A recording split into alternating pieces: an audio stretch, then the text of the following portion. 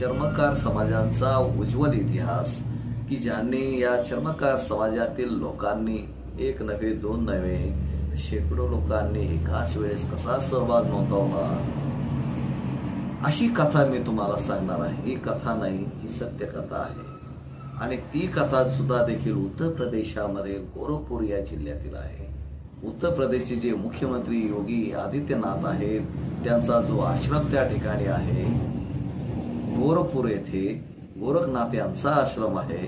त्या आश्रमातील जिल्हा जो आहे गोरखपूर त्याच ठिकाणी हे आंदोलन झालं आहे आणि हे आंदोलन हा लढा इतका उग्र आणि व्यापक स्वरूपात होता की त्यावेळेचे इंग्रज सरकार तर घाबरलं।